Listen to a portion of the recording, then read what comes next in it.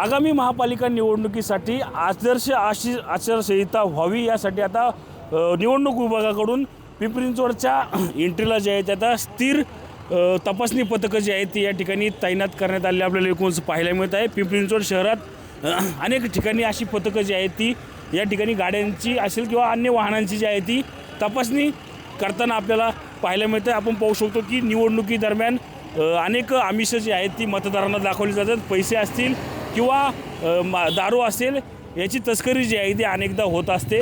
याच पार्श्वभूमीवर आपण पाहिलं तर पिंपरी चिंचवड पोलीस असतील, त्याचप्रमाणे निवडणूक आयोगाचे कर्मचारी असतील, अधिकारी असतील, यांच्याकडून प्रत्येक वाहनांची जी आहे ती आता या ठिकाणी कसून अशी तपासणी सुरू असलेलं आपल्याला एकूणच पाहायला मिळत आहे। काय सांगाल, कशा प्रकारे ही तपासणी जी आहे ती करण्यात येते? साहेब, SSTचं पथक आहे। सध्या गाड्यांचं कोणी काय अंमली पदार्थ, कोणी रोख रक्कम वगैरे काय नेते का नाही त्याची तपासणी चालू आहे, त्याची चेकिंग चालू आहे।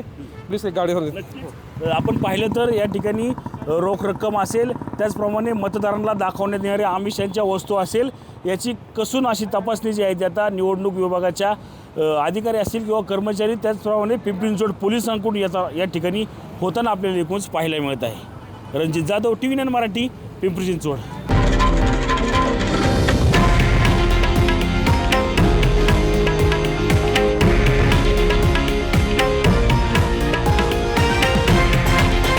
हे आहे देशातील नंबर 1 न्यूज नेटवर्क आणि आपण पाहत आहात TV9 मराठी, एकमेव।